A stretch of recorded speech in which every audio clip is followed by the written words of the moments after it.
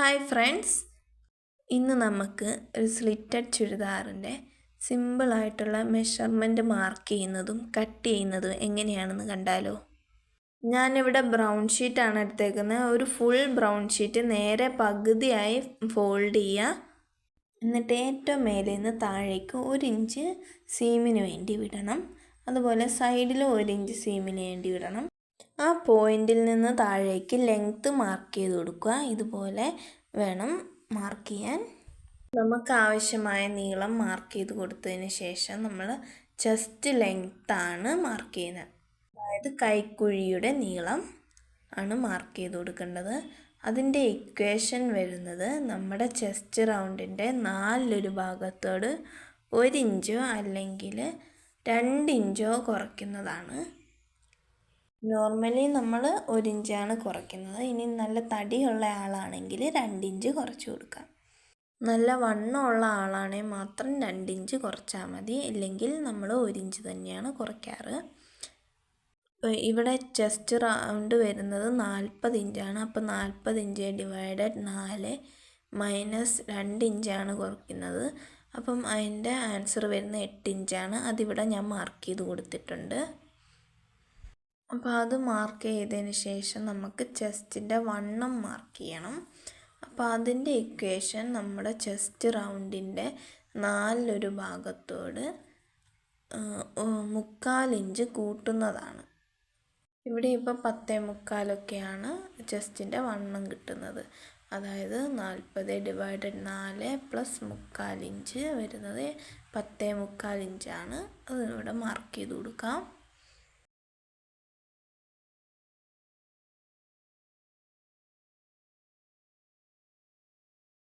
അപ്പോൾ അത് മാർക്ക് ചെയ്തതിന് ശേഷം നമ്മളിനി മാർക്ക് ചെയ്യേണ്ടത് നമ്മുടെ സ്ലിറ്റിൻ്റെ ലെങ്ത്താണ്. അപ്പം സ്ലിറ്റിൻ്റെ ലെങ്ത്ത് മാർക്ക് ചെയ്യാൻ നമ്മൾ ആ സ്റ്റാർട്ടിങ് 1 ഇഞ്ച് കൊടുത്തില്ലേ, ആ പോയിന്റിൽ നിന്ന് ഈ ഒരു പോയിന്റിലേക്ക്, അതായത് ഇവിടെ ഇപ്പോൾ 19 ഇഞ്ചാണ് നമുക്ക് സ്ലിറ്റ് ലെങ്ത്ത് കിട്ടുന്നത്.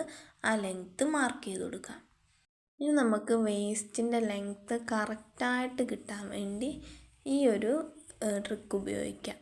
അതായത് ചെസ്റ്റ് ലെങ്ത്തിൻ്റെ സ്ലിറ്റ് ലെങ്ത്തിൻ്റെ നേരെ പകുതി മാർക്ക് ചെയ്യാം. എന്നിട്ട് ഇനി വേസ്റ്റിൻ്റെ വണ്ണം നോക്കാം. വേസ്റ്റിൻ്റെ വണ്ണത്തിൻ്റെ ഇക്വേഷൻ നമ്മുടെ വേസ്റ്റ് റൗണ്ടിൻ്റെ 4 ഭാഗത്തോട് 3/4 ഇഞ്ച് കൂട്ടുന്നതാണ്. അപ്പോൾ അത് എത്രയാണെന്ന് വെച്ചാൽ അത് മാർക്ക് ചെയ്ത് കൊടുക്കുക. അതുപോലെ തന്നെയാണ് നമ്മുടെ ഹിപ്പ് റൗണ്ടിൻ്റെ ഇക്വേഷൻ വരുന്നത്. അതായത് ഹിപ്പിൻ്റെ വണ്ണം കാണാൻ ഹിപ്പ് റൗണ്ടിൻ്റെ 4 ഭാഗത്തോട് 3/4 ഇഞ്ച് കൂട്ടുന്നതാണ്. അതും അവിടെ ഒന്ന് മാർക്ക് ചെയ്ത് കൊടുക്കാം. അവിടെ ഒരു 11.5 ഇഞ്ചൊക്കെയാണ് ഹിപ്പിൻ്റെ റൗണ്ട് വരുന്നത്. അതൊന്ന് മാർക്ക് ചെയ്ത് കൊടുക്കാം. ഇനി നമുക്ക് ബോട്ടം പാർട്ടിൽ എത്രയാണ് വീതി വരുന്നതെന്ന് വെച്ചാൽ ഈ ഹിപ്പിൻ്റെ അവിടെ ഹിപ്പിൻ്റെ വണ്ണം 11.5 ഇഞ്ചാണല്ലോ. അപ്പോൾ അതിനോട് 1 ഇഞ്ച് കൂട്ടിയിട്ട് മാർക്ക് ചെയ്താൽ മതി. അടുത്തത് ഷോൾഡറാണ് മാർക്ക് ചെയ്യേണ്ടത്. അത് വീഡിയോയിൽ കാണിക്കാൻ മറന്നുപോയി. അവിടെ മാർക്ക് ചെയ്യേണ്ടത് നമ്മുടെ ഷോൾഡറിൻ്റെ നേർപകുതിയാണ്. അതിനോട് 1 ഇഞ്ച് കുറച്ചിട്ടാണ് മാർക്ക് ചെയ്യേണ്ടത്. എന്നിട്ട് അതിൻ്റെ താഴേക്ക് 1/4 ഇഞ്ച് ഷോൾഡർ സ്ലോപ്പ് കൊടുക്കണം.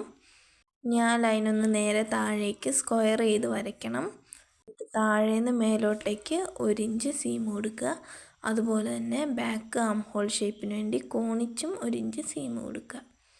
ഇനി ഈ 1/4 ഇഞ്ചിൻ്റെയും ആ 1 ഇഞ്ചിൻ്റെയും സെൻറ്റർ കണ്ടുപിടിക്കണം. അപ്പം ഇതുപോലെ ഒന്ന് ടേപ്പ് മടക്കി സെൻറ്റർ കണ്ടുപിടിക്കുക.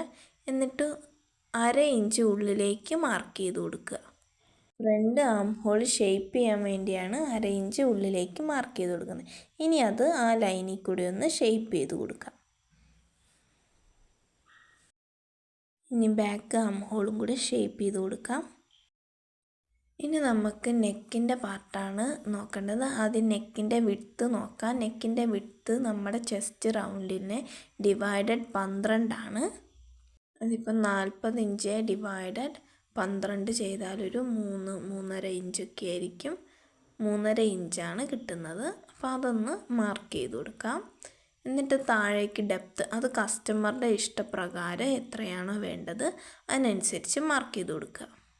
ഞാനിവിടെ ഫ്രണ്ട് പാർട്ടിൽ 6 ഇഞ്ചും ബാക്ക് പാർട്ടിന് 5 ഇഞ്ചുമാണ് ഡെപ്ത് എടുത്തേക്കുന്നത്.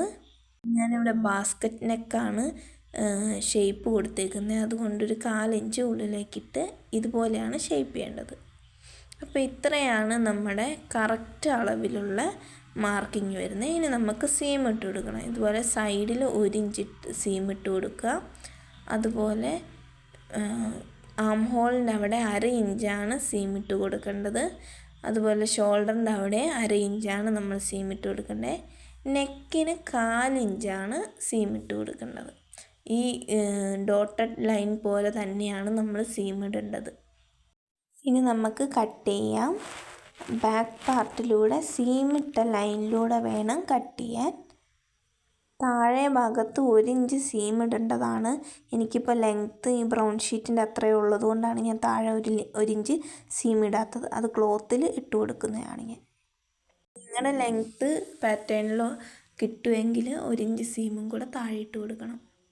ബ്രൗൺ ഷീറ്റിൽ ഇതുപോലെ കട്ട് ചെയ്യണമെന്ന് യാതൊരു വക നിർബന്ധമില്ല. അത് ഞാൻ നിങ്ങൾക്ക് കാണിച്ചു തരാൻ വേണ്ടി കട്ട് ചെയ്യുന്നതാണ്. ഇങ്ങനെ കട്ട് ചെയ്യുകയാണെങ്കിൽ നമുക്ക് ക്ലോത്ത് വേസ്റ്റ് ആവാതെ നോക്കാൻ പറ്റും. നിങ്ങൾക്ക് വേണമെങ്കിൽ ഡയറക്റ്റ് ക്ലോത്ത് ഫോൾഡ് ചെയ്തിട്ട് ക്ലോത്തിൽ മാർക്ക് ചെയ്ത് കട്ട് ചെയ്യാവുന്നതാണ്. ഹോൾ കട്ട് ചെയ്യുമ്പം ശ്രദ്ധിക്കണം, ബാക്ക് പാർട്ടിലൂടെ വേണം ആദ്യം കട്ട് ചെയ്ത് പോവാൻ. അതും സീമിട്ട ലൈനിലൂടെ വേണം കട്ട് ചെയ്യാൻ.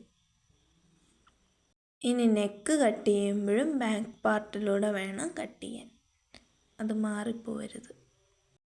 ഇനി നമുക്ക് സൈഡിലെ ആ 1 ഇഞ്ച് നമ്മൾ ആദ്യം കൊടുത്തില്ലേ, ആ ലൈൻ അങ്ങ് കട്ട് ചെയ്ത് നമുക്ക് രണ്ടാക്കി എടുക്കാം. അതായത് ഫ്രണ്ടും ബാക്കും സെപ്പറേറ്റ് ആക്കി എടുക്കാം. അപ്പോൾ ഇത്രയാണ് പാറ്റേണിൽ കട്ടിങ് വരുന്നത്.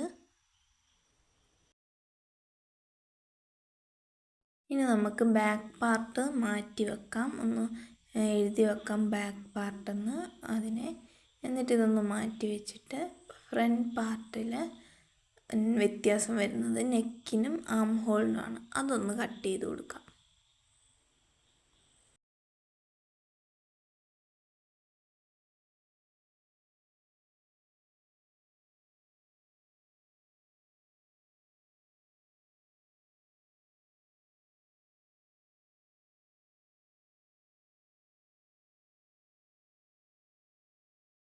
ഇനി നമുക്ക് ക്ലോത്ത് കട്ട് ചെയ്യാം. ക്ലോത്ത് കട്ട് ചെയ്യുമ്പം ഇതുപോലെ ഒന്ന് 4ആയിട്ട് ഫോൾഡ് ചെയ്ത്, ഞാൻ ലൈനിങ് ആണ് എടുത്തേക്കുന്നത്, 4ആയിട്ട് ഫോൾഡ് ചെയ്യുക.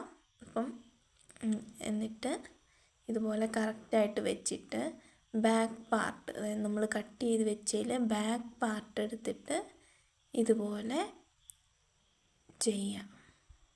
ഇതുപോലെ കറക്റ്റായിട്ട് വെക്കുക. എന്നിട്ട് ഇതുപോലെ ഒന്ന് മാർക്ക് ചെയ്ത് കൊടുക്കാം. ലൈനിങ് ആയതുകൊണ്ടാണ് ലെങ്ത്ത് കുറച്ച് മാർക്ക് ചെയ്തേക്കുന്നത്.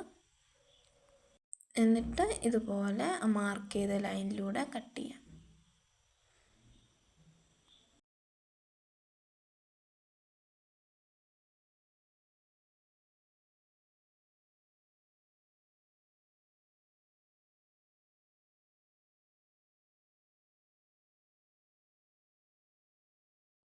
ലൈനിങ് ആയതുകൊണ്ട് നെക്ക് ഇതുപോലെ കട്ട് ചെയ്യുക.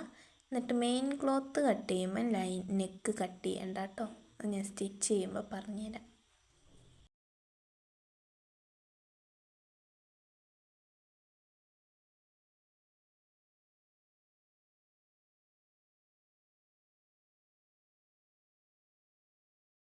ഇങ്ങനെ 2 പാർട്ടായിട്ടാണ് കിട്ടുക. അപ്പോൾ അതിലൊരു ഭാഗം മാറ്റി വെക്കുക.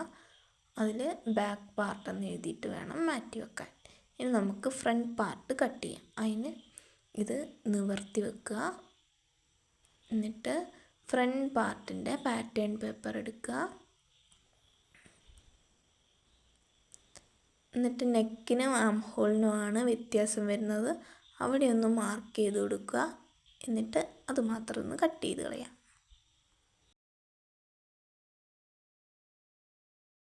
ഇനി ഇതുപോലെ തന്നെ മെയിൻ ക്ലോത്തും കട്ട് ചെയ്യണം. സ്റ്റിച്ചിങ്ങിൻ്റെ വീഡിയോ അടുത്ത പാർട്ടായിട്ട് അപ്ലോഡ് ചെയ്യുന്നതാണ്.